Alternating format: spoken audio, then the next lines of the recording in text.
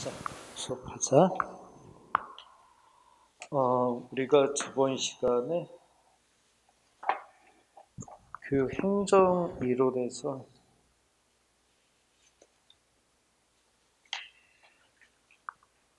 그제 체제 이론 들어갈 차례 아닌가? 행동 과학론까지 했었지. 자, 그러면 오늘은 그 행정 이론 마저 다 끝내놓고 그 정책론으로 들어가자. 자, 그러면 이제 저번 시간에 우리가 교육 행정 이론이다 해서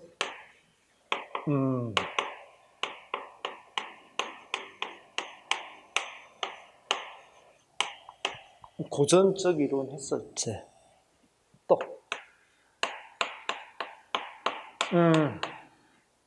인간 관계론 하지 않았어? 또 행동 과학론 했었지. 그 다음에 체제 이론.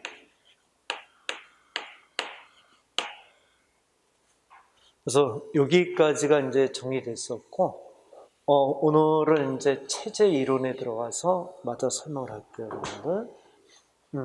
자, 보면은,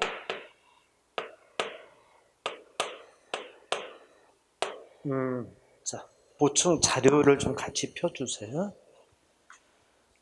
보충 자료를 이렇게 피면은, 그 체제 이론이 이렇게 정리되어 있죠, 여러분들. 됐어?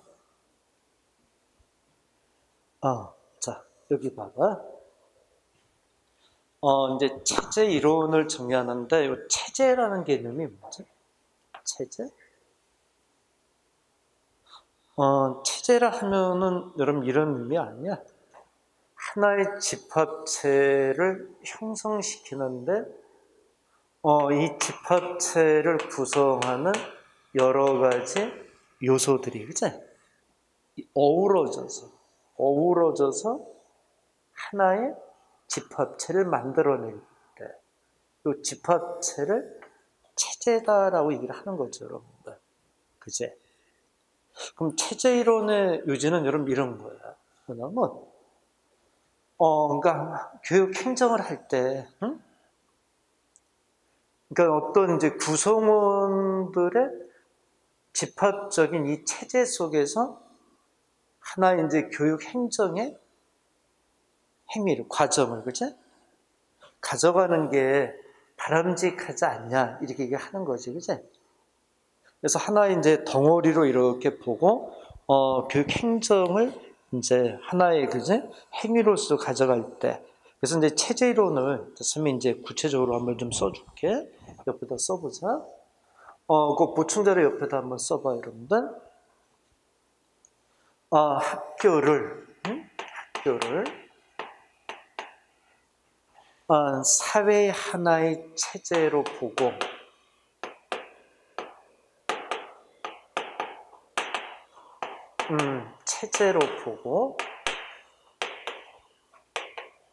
그리고 학교를 구성하고 있는,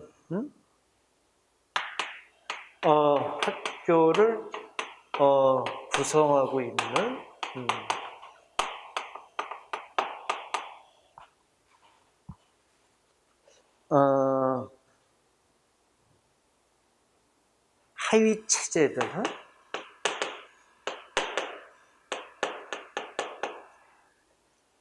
하위 체제들을 유기적으로 기능하게 하여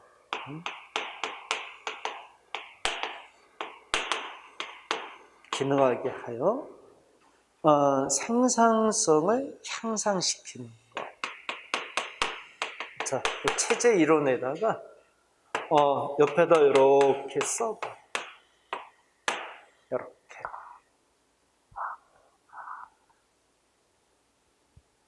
이제 체제 이론의 경우가 이제 이런 그지 이야기를 이제 하는 관점인 거야. 근데 저번 시간에 배운 대로 고전적 이론은 아무래도 어떤 인간적인 면을 배제하고 철저하게 생산성 중심으로 이제 행정을 해 나가는 것을 고전 이론이라고 했지. 그러다가 이제 너무 인간이 배제가 되니까 인간 관계론이 대두가 된 거고, 그치? 너무 또 인간관계론 쪽으로 가니까 또 문제가 생겼어, 그치? 그래서 고전적 이론과 인간관계론을 합쳐서 행동과학론이 나온 거잖아. 근데 행동과학론은 두 개를 합쳤지만은 또 어떤 이제 부분적인 요소만 너무 강조를 하니까는 이제 이거보다 좀 더 이제 체제 이론이 발전된 이론으로, 그치? 여기서 이제 가장 핵심적인 얘기가 뭐야? 자, 여러분 여기 잠깐 봐봐. 요 체제 이론의 지금 설명 중에서 가장 우리가 눈여겨봐야 될 부분이 뭐지? 학교를 구성하고 있는 하위 체제들을 유기적으로 기능하게 한다, 그치? 그러니까 이런 거지. 학교라는 하나의 체제를 구성하고 있는 하위 체제들이 있잖아, 그치? 뭐 교사가 있을 수도 있고 학생들이 있을 수도 있고, 그치? 기타 어떤 시설 같은 것도 있을 수 있고, 응? 이런 이제 하위 체제들을 유기적이라는 것은 서로 간에 상호적인 작용을 하게 만드는 거지, 그치? 그래서 학교라는 체제를 가장 생산성이 높은 그런 이제 행정을 해야 되지 않겠냐. 이게 이제 체제 이론의 핵심적인 얘기야. 근데 이제 보충 자료 보자. 근데 체제 이론을 처음 얘기했을 때 개방 체제 이론이라고 있지 않나? 그거 이렇게 줄 한번 쳐봐. 체제 이론 중에서 이제 개방 체제 이론이라는 게 있어. 근데 말에서 주듯이 이 개방이라는 표현에 설명이 다 들어가 있는 것 같아. 그럼 오른 밑에 설명 봐봐. 개방 체제 이론에서 설명 중에 그 두 번째 환경과 상호작용이라는 데 이렇게 줄 한번 쳐봐. 그리고 거기 읽어봐. 한 체제를 둘러싸고 있는 그 외의 다른 체제들을 총칭하여 환경이라 하며 체제는 투입과 산출을 통해 환경과 상호작용을 한다. 이게 개방체제 이론이라는 거예요. 그러니까 이런 얘기죠, 여러분들. 자, 거기 이제 좀 치고 쌤이 좀 들어보자. 뭐냐면 들어봐. 이제 하나 학교의 체제를 이렇게 이제 구성을 했을 때 그 하위 체제들이 있잖아. 근데 이 하위 체제의 어떤 개념들이 이제 환경이라고 이제 하나의, 그지? 주변의 환경이라고 하고, 이들을 서로 간에 폐쇄적이 아니라 개방적이라는 얘기지. 그러니까 개방적이라는 것은 서로 간의 어떤 의사소통과, 그지? 어떤 이제, 결정하는 데 있어서의 논의 대상이 될 수도 있는 거고, 그래서 학교는 철저하게 이렇게 개방되어 있는 체제다 이렇게 얘기를 하는 거겠지. 그 밑에 봐봐. 밑에서 개방 체제에서 학교는 개방 체제입니다. 그래서 그 위에 이제 설명은 뭐라고 돼 있어? 어떤 체제가 환경과 비교적 자유로운 상호작용을 이루는 거, 그치? 이게 이제 학교는 개방 체제로 봐야 되지 않냐 이렇게 얘기를 한다는 겁니다. 그래서 개방 체제 이론은 그게 이제 가장 핵심적인 이론이라고 보면 돼. 자, 그 다음에 두 번째 보자. 두 번째는 게젤과 구바의, 그지?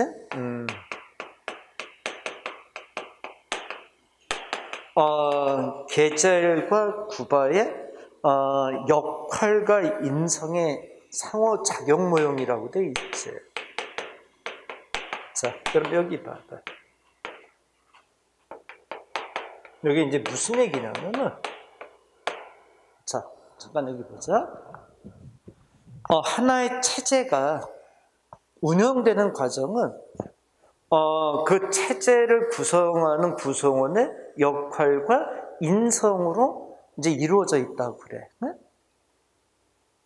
그러니까 쉽게 얘기하면 역할이라는 게 뭐냐면 자기에 주어진 그런 지위, 역할에 따라서 거기에 맞는 행동과 결정을 해 나가는 거야.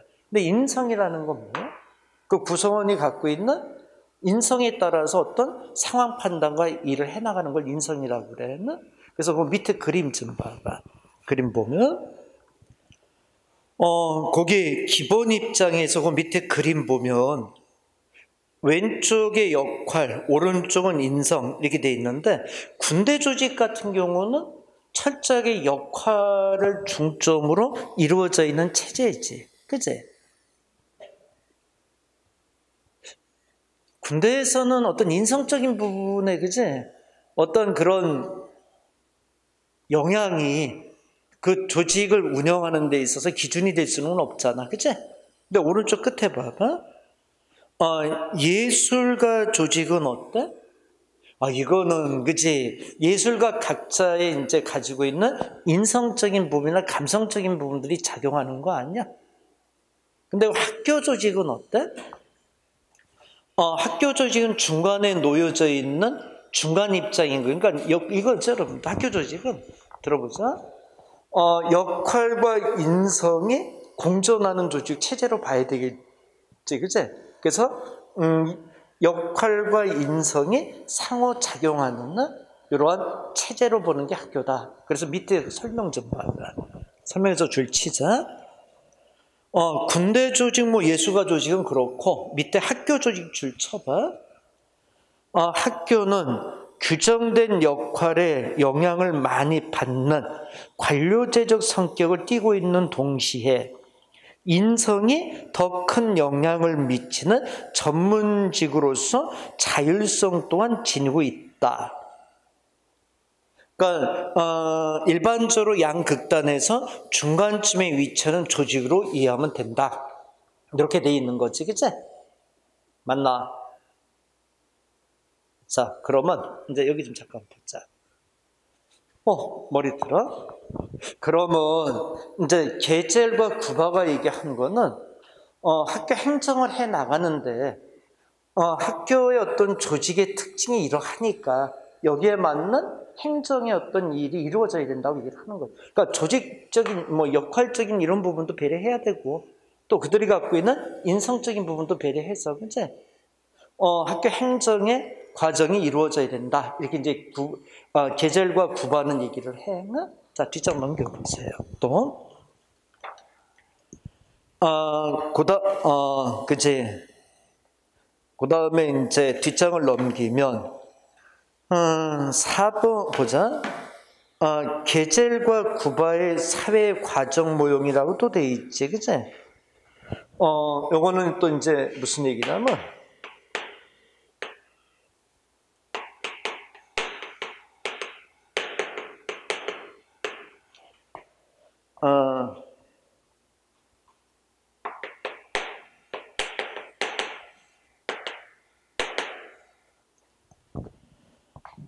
계젤과 구바는 또 사회 과정의 모형을 얘기하는데, 그 밑에 설명 봐봐. 인간의 행동은 사회 조건들로 이루어진 규범적 차원과 개인의 심리적 특성들로 이루어진 개인적 차원의 상호작용으로 나타내주는 사회적 행위다. 그러니까 결국은 똑같은 얘기 하는 거지, 그지? 다시 한번 봐봐. 인간의 행동은 사회적 조건들로 이루어져 규범적 차원이라는 게 이게 역할을 얘기하는 거 아니야? 그 규범적 차원 동그라미 치고 또 개인의 심리적 그런 특성들로 이루어져 있다. 심리적 부분에 동그라미 쳐봐. 그게 인성적인 부분을 얘기하는 거 아니야?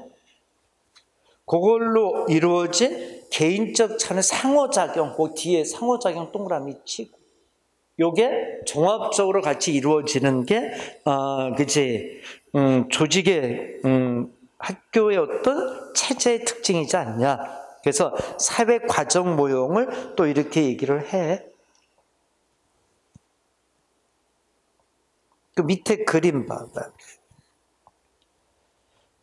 규범적 차원에서 사회 체제, 사회적인 행동에서 제도와 개인과 역할과 인성과 역할과 욕구 상황이 이렇게 상호작용을 하면서, 그치?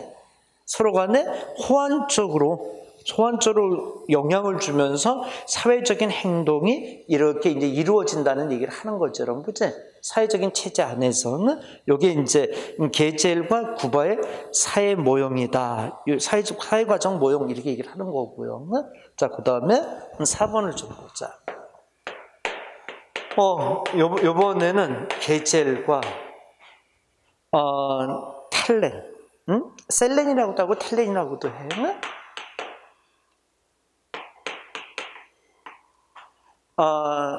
수정 모형, 사회 체제 모형이라고 얘기돼 있어.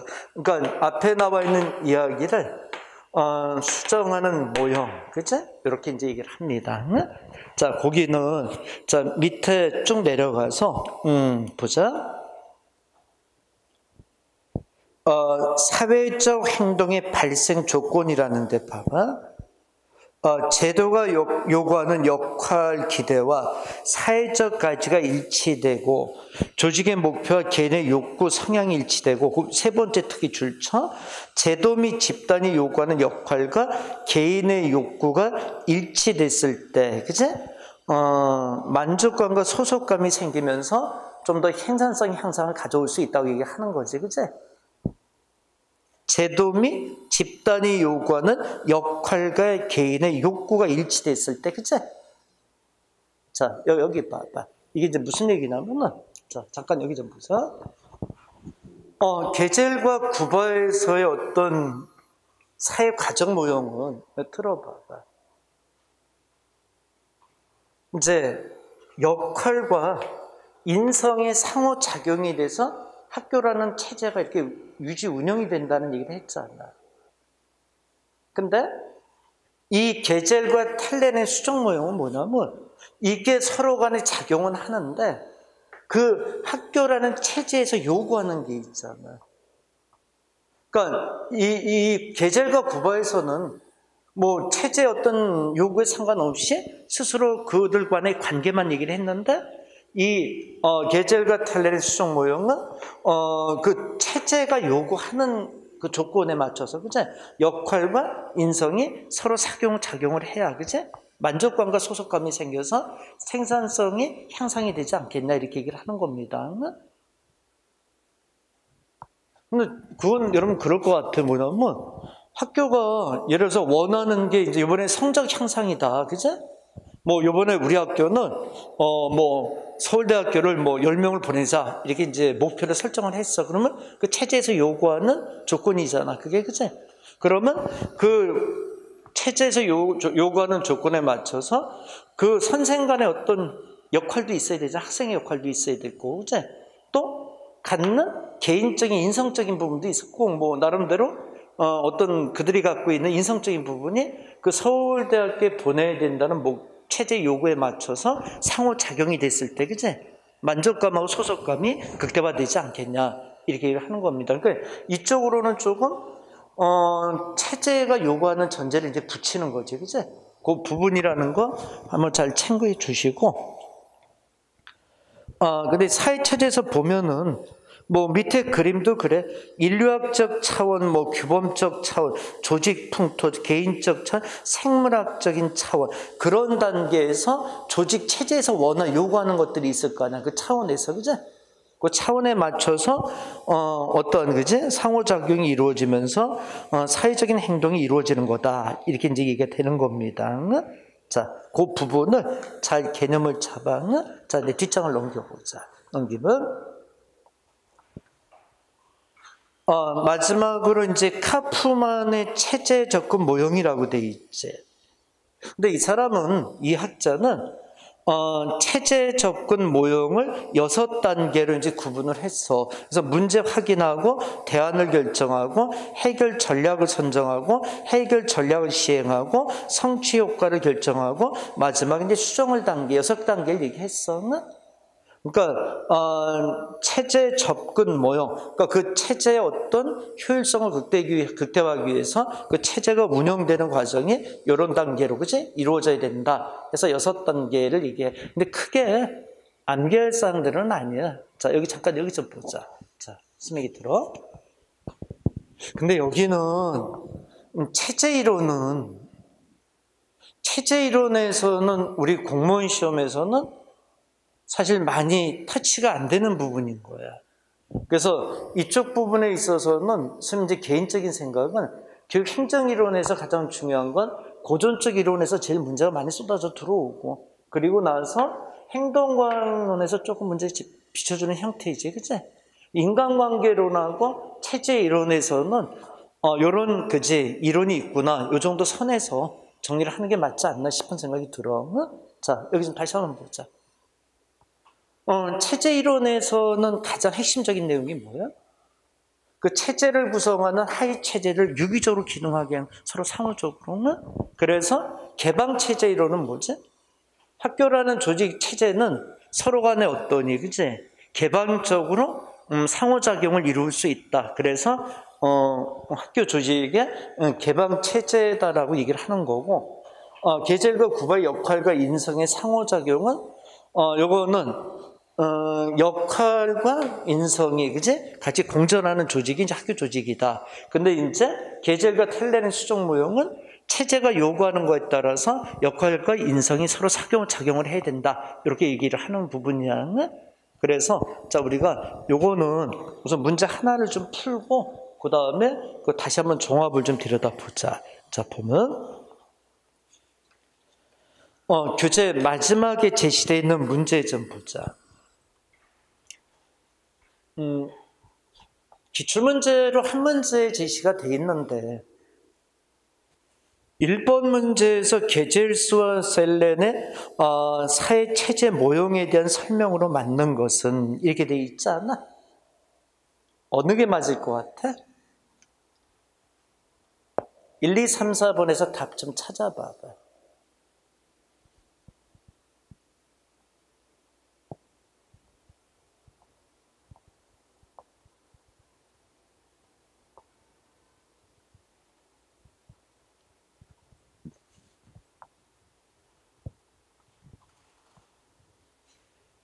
찾을 수 있겠어? 자, 보자. 어떤 사회적 행위는 조직적인 차원과 인성적인 차원의 상호작용에서 일어난다. 자, 머리 들어봐. 요 체제 이론 중에서 누구 얘기인 거야? 게젤과 구바의 이야기이지 않을까? 그치? 여긴 체제의 어떤 요구사항에 맞춘다는 얘기는 없잖아. 그치? 역할과 인성의 관계, 그치? 2번 어때? 조직으로서나 개인으로서나 만족을 얻을 때 원만한 목표 지향 행위로서 조직 행위가 이루어진다. 이렇게 돼 있지 않아? 어때, 이것도? 어떤 조직의 요구에 맞는 그런 개념은 없잖아, 여러분. 그치? 그러니까 이것도 게젤과 구바의, 그치? 사회 모형으로 봐야 되겠지. 체제 모형으로 봐야 되겠지. 그치? 3번 보자. 사회적 행동은 제도적 측면의 합리성이 존재하고 집단에서의 소속감이 존재하고 개인 욕구와 조직의 목표가 일치할 때, 그치? 고기지, 고기. 맞지? 개인의 욕구와 조직의 목표, 그치? 여기 봐봐. 여기 보자. 아까 쌤이 얘기한 대로 그 조직에서 요구하는, 아까 쌤이 예를 들어서 한 학교가 있는데 서울대학교 10명을 보내는 거다. 그래서 학교의 조직의 목표가 있잖아. 그치? 거기에 맞춰서 개인의 역할과 인성이 서로 상호작용을 하는, 그치? 그런 사회적인 모형이 게젤과 셀렌, 텔렌의 수정 모형이지 않았어? 그 답이 몇 번이 됐어야 되는 거야? 3번이 됐어요. 3번. 그치? 거기 줄쳐. 조직의 목표와 일치될 때, 그치? 4는 조직을 환경과의 상호작용을 고려하지 않은 폐쇄체제로 한정하였다. 요 폐쇄체제라는 게 규율과 규범을 따르는 거니까 아까 얘기했던 게젤과 구바의, 그치? 사회 모형으로 보면 돼. 답은 3번 쪽으로 결정해 주면 돼. 응? 이게 됐어? 자, 이제 여기 보자. 이제 보충 자료 좀 하나 마지막으로 보고, 그리고 이제 넘어서 교육 정책론으로 들어가자. 그럼 머리 들어봐. 다시 한번 얘기하면 체제 이론이라는 것은 학교를 하나의 체제를 보고 그 체제를 구성하는 학교를 구성하는 하위 체제들이 있잖아. 그들의 유기적인 기능을 학교에서 생산성을 향상시킨다는 이런 체제 이론이 체제 이론이야. 체제 이론은 네 가지가 있는데 개방 체제 이론과 계절과 구발의 역할과 인성의 상호작용론과 계절과 구발 사이 같은 걸로 봐야지. 사회적 모형성, 그치? 그 다음에 계절과 텔렌의 수정 모형. 근데 계절과 구발과 계절과 텔렌의 수정 모형에서 큰 차이는 뭐야? 요거는 한 체제를 구성하는 그들의, 그치? 구성원들의 하위 체제들의 역할과 인성적인 부분에 포인트를 맞춘 거고. 근데 요건 수정 모형. 조직이 원하는 데다가 인성과 역할을 맞춰주는 거지, 이건, 그치? 요 차이인 거야, 그 부분을 놓치면 안 되겠지, 그치? 자, 그러면 이제 보충 자료 보자, 여러분들. 이제 보충 자료를 마지막을 보면, 쌤이 행정이론을 네 가지를 다시 표로 하나 모아줬지, 그치? 처음에 무슨 이론이 있었어? 과업 중심점 접근으로서 고전 이론이 이렇게 있지 않았어? 고전 이론에서 뭐, 그치? 응? 헤일러의 과학적 이론과 페율, 그치? 워크, 그다음 행정관리론, 웨버의 관료론전, 그치? 관료제론, 이런 것들이 있었고, 인간 중심적 접근에는 인간관계론이 있지 않았어? 호선 실험이 이제 얘가 있었고, 그치? 그 다음에 행동과학적 접근에는 행동과학 이론이 있었고, 체제 접근 이론이 이제 요즘 1970년 지금까지인데, 체제의 어떤 접근 이론으로 이렇게 설명이 됐던 것, 가운데 거는 그들의 이제 주된 내용을 갖고 있는 것들이고, 그치? 요 표를 잘 기억하면 교육 행정 이론은 딱 정리를 할 수 있을 거야. 응? 됐나? 자, 그러면 여기까지를 이제 스마하고 맞추고, 그러면 자, 오늘 나간 이제 교육 정책론으로 들어가자. 자, 이제 스마하고 이제 교육 정책론을 이제 들어가서 또 얘기를 할게요, 여러분들.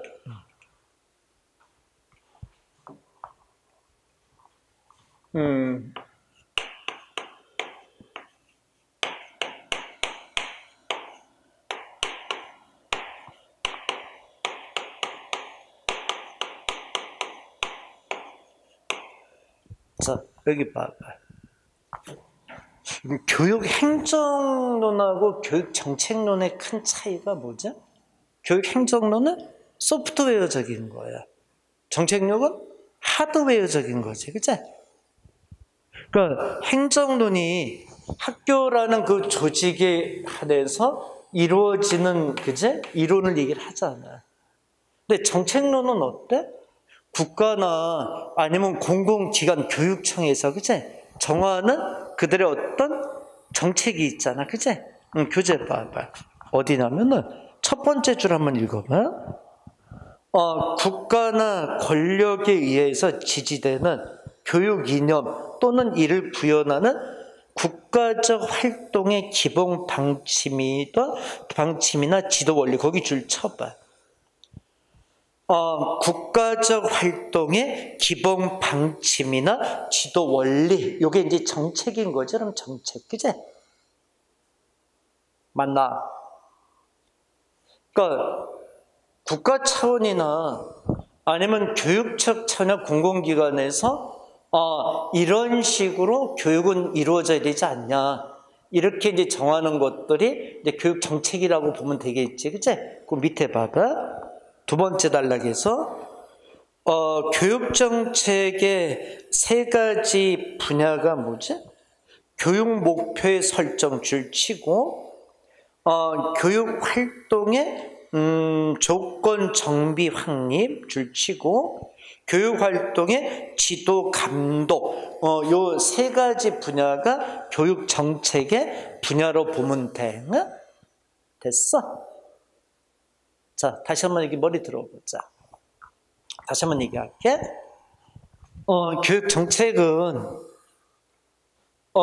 우리가 국가 또 공공기관 또는 교육청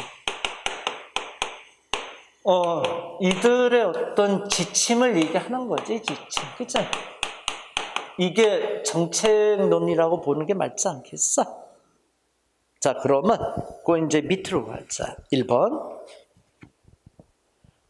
교육 정책 과정이다 해서 결정 과정에서 처음에 교육 정책 의사 결정과 참여해서 1번에 캠벨의 교육 정책 수립 과정 모델이 있잖아. 그 줄 쳐봐. 캠벨의 그지 정책 수립 과정 모형. 자, 그 얘기 좀 하자. 응?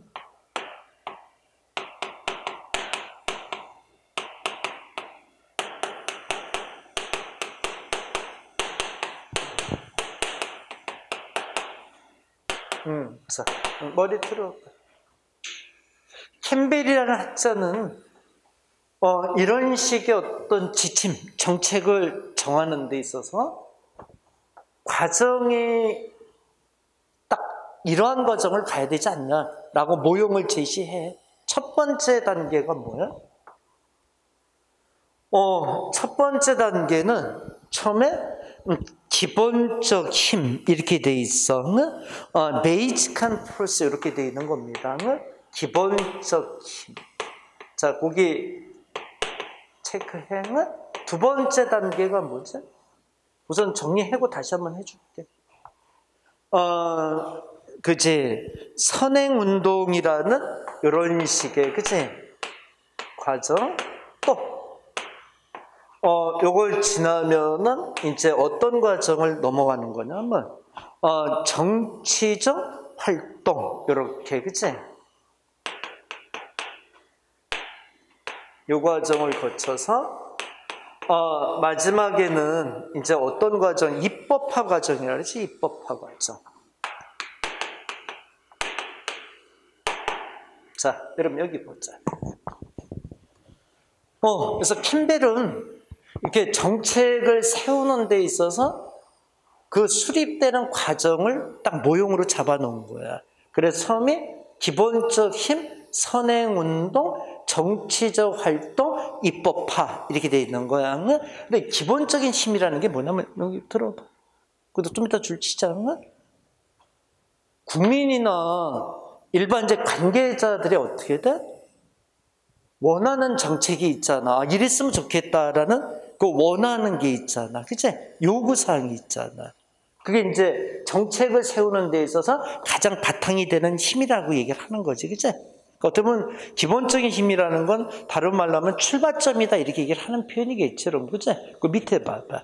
자, 기본적인 힘은 두 번째 줄에 국민들의 혹은 세계 시민들의 열망이 실제 교육 정책을 일으키는 시작. 그 부분이란 얘기지. 그치? 거기 이렇게 줄 한번 쳐줘. 국민적인 힘이라는 게 출발선상을 얘기하는 거야. 근데 어떤 국민의 원하는 요구가 있잖아. 그치? 뭐 좀 넓게 되면 세계 뭐, 그치? 시민들의 요구가 있을 수도 있는 거고. 그치? 됐어? 그러면 이제 여기 좀 봐봐. 그러면 이제 우리가 선행운동은 뭐냐면 이런 이거야. 그러면 국민의 요구가 있어. 응? 그러면 이 요구를 이제 관계된 어떤 요구든 그 요구에 맞는 관계된 기관들이 있을 수 있잖아. 그치? 맞지? 그러면 그 관계 전문 기관들이 건의서를 내는 이런 식으로 하면 된다라고, 그치? 건의서를 내는 그 단계가 선행운동 단계라고 얘기하는 거야. 그 밑에 봐봐. 2단계 존경받는 개인 또는 전문 집단에서 시작된 교육개혁을 위한 건의서와 같은, 그치? 건의서 전문 집단에 의한 건의서와 같은 거, 그치? 그러니까 여기의 경우는 여러분 저런 것도 해당이 되는 거 아니야? 청문회 뭐 이런 거 해당이 될 수 있는 거지 뭐, 그치? 그 전문가들이 모여서 어떤 토론과, 그치? 수기 과정을 거치면서 나름대로 국민들의 요구에 맞는, 그치? 이야기, 생각을 이제 정리해 놓는 과정이라고 보면 되겠죠, 그치? 근데 그 다음 단계는 뭐예요? 정치 활동 단계는 이제 이렇게 되면 이게 이제 정치 의경으로 들어와야 되잖아, 그치? 그럼 좋다. 법을 한번 만들어 보자. 이렇게 해갖고 정치 쪽에 이제 영역으로 이렇게 들어와서, 그치? 이제 좀 더 법제화되는 이제 그 전 단계가 돼야겠지, 그치? 그래서 이제 그 밑에 봐봐. 정치적 활동된 정책 결정에 선행되는 공공의제 토의나 논쟁을 의미한다. 거기 줄 쳐. 그제? 공공의제의 토의나 논쟁, 그제? 요렇게.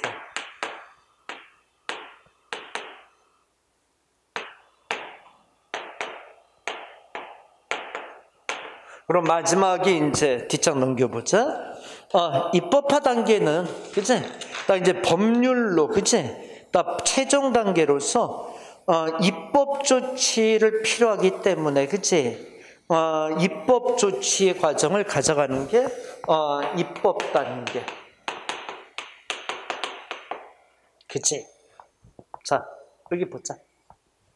요거를 이제 캠벨의 이 정책 수립 과정 모형은 우리 시험에서 몇 번 보여줬어. 선생님이 순서를 좀 바꿔서 먼저 풀어줄 건데 여기 풀기 전에 다시 한번 보자.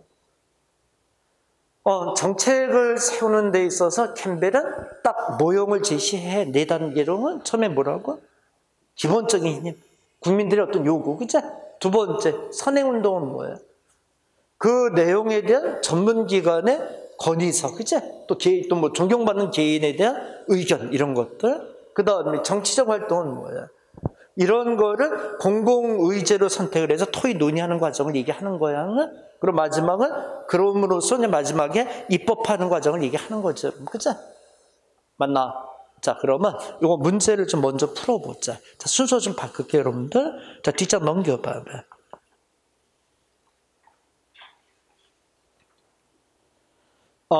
선생님 문제를 제시를 할 테니까 풀어. 뒤에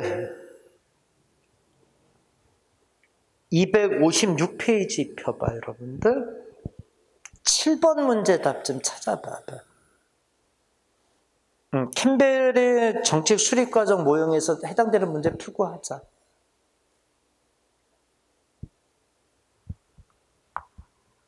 (7번) 문제는 그러면 어느 게 답이 돼야 돼?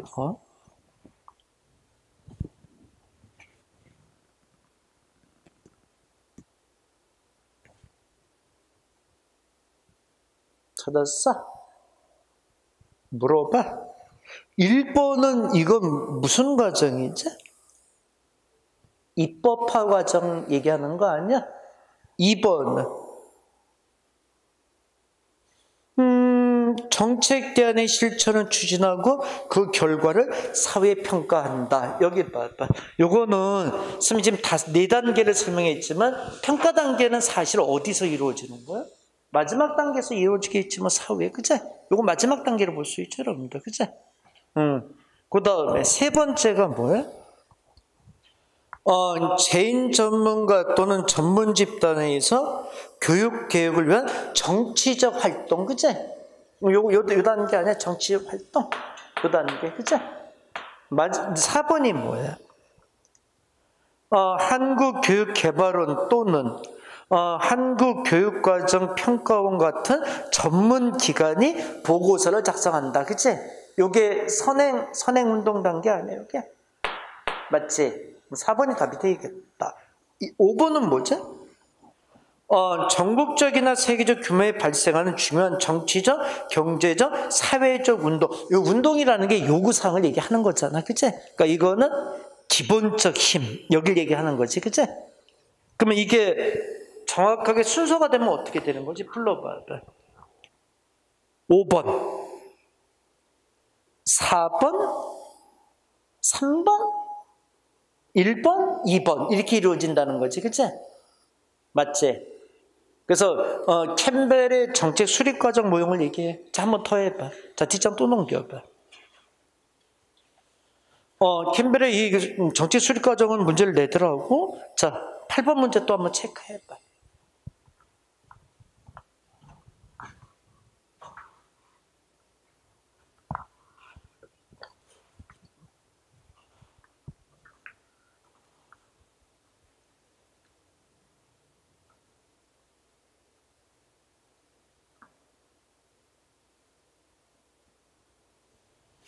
그치? 전문기관이 보고서를 작성한다. 거기가 포인트 얘기지 않나? 그치? 요게 무슨 단계라 그랬어? 과정이라 그랬어? 선행운동 과정이라 그러지 않았어? 선행운동. 근데 선행운동을 집중으로 문제 내네. 그치? 그 부분을 좀 잘 보고 얘기를 해야겠. 근데 여기 봐봐. 근데 이걸 문제 자주 내는 이유가 나머지는 사실은 그냥 용어에서 다 설명이 되잖아. 그치? 근데 선행운동이란 이 자체가 무슨 얘기지 이렇게 낯설 수가 있잖아. 그치? 그러니까 여기다 집중으로 문제를 내는 게 그러겠다. 그치? 자, 그러면 앞으로 자, 그러면 근데 두 번째는 우리가 보면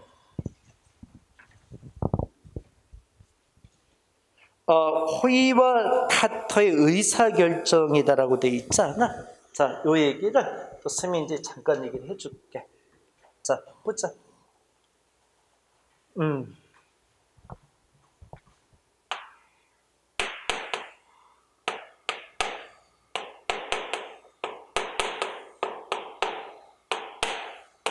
근데 호의와 타터의 의사결정으로는 이거는 사실은 우리 기출문제로 제시된 적은 없었어. 응? 근데 정책 수립 과정에 있어서 의사결정을 해 나가야 되잖아. 그치? 그래서 이거는 의미 있게 한번 좀 봐야 될 것 중에 하나 아닌가 싶어. 응? 자, 여러분 잠깐 여기 봐봐. 이것도 쌤 쉽게 얘기해 줄게. 자, 머리 들어봐봐. 저기 호의와 타터가 이제 의사결정의 어떤 이론을 피는데 요 사람들은 수용 범위다라는 개념을 갖고 얘기를 해. 이게 무슨 얘기냐면은 수용 영역, 수용 범위. 자, 여러분 여기 봐봐. 자, 좀 듣고 체크하자.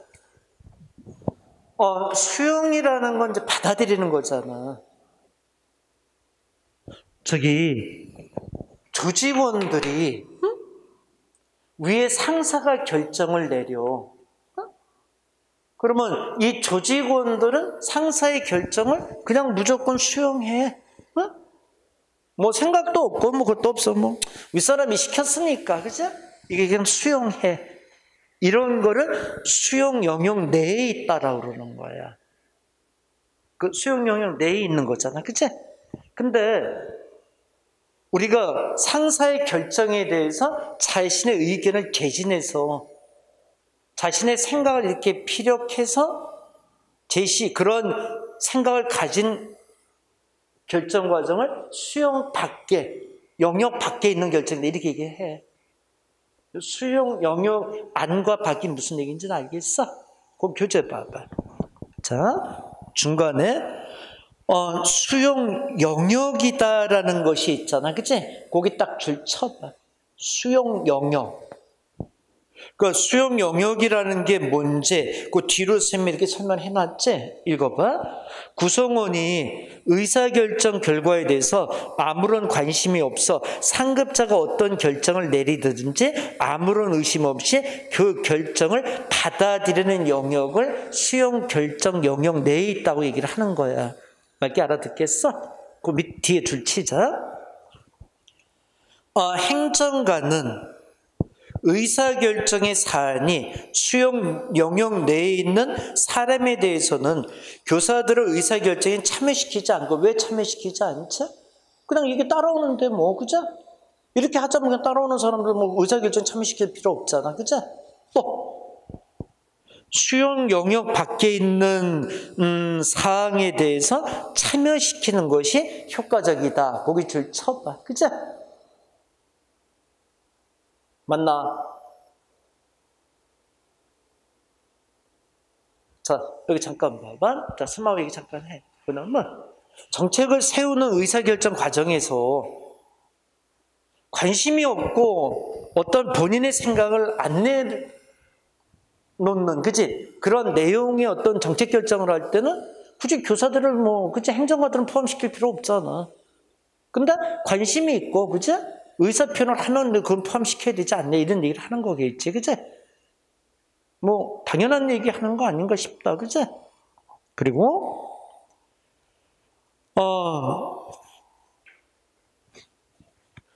수용 영역 밖의 사항에 대한 의사결정에 구성원들을 참여시키는 것을 참여적 의사결정이라고 한다. 이렇게 되는 거지, 그치? 참여적 의사결정이라는 게 뭔지 알겠어? 거기 동그라미 쳐봐봐.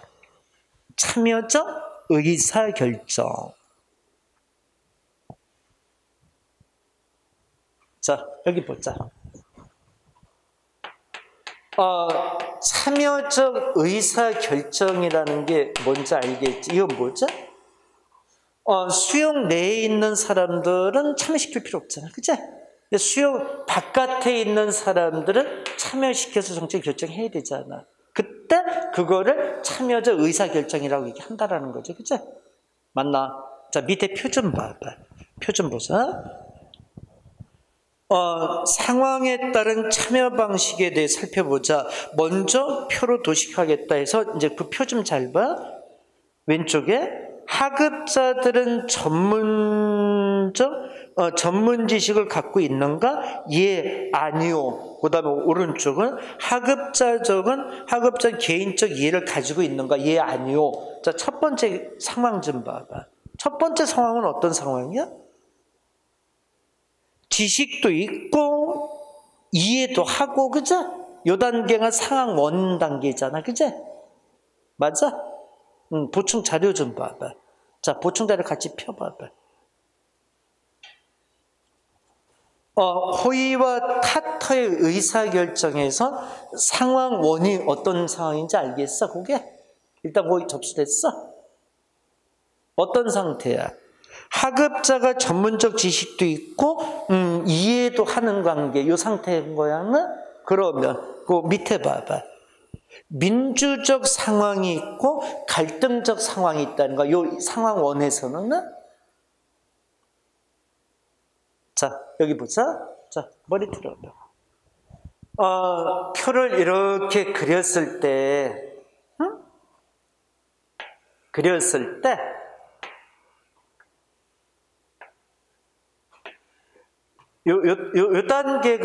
요 단계는 전문 지식, 그 다음에 이해, 이렇게 나눠서 얘기를 하자는 거지, 그치?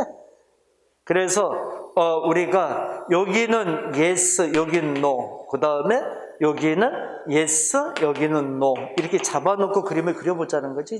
상황 1은 이제 여길 얘기하는 거잖아, 그치? 맞나? 그럼 봐봐. 이 상황 원에는 민주적인 상황이 있고 갈등적 상황이 있는데, 민주적인 상황이라는 건 두 번째 줄 봐. 신뢰할 수 있는 거. 신뢰할 수 있는 상황이 민주적인 상황인 거야. 구성원들을 신뢰할 수 있는 거지, 그치? 그게 이제 민주적인 상황인 거야. 갈등적 상황을 내려다봐. 신뢰할 수 없는 상황이 갈등적인 상황인 거야. 상황 원에서 민주적인 상황과 갈등적인 상황이 뭔지 알겠어? 자, 다시 한번 여기 봐봐. 구성원이 이 전문적인 지식도 하고 이해를 해. 근데 그 구성원을 믿니 못 믿느냐에 따라서 민주적, 갈등적 이렇게 나눈다는 얘기지. 근데 민주적 상황이면 무조건 참여시켜야 되지 않아, 결정에? 그걸 봐봐. 뭐라고 돼 있어?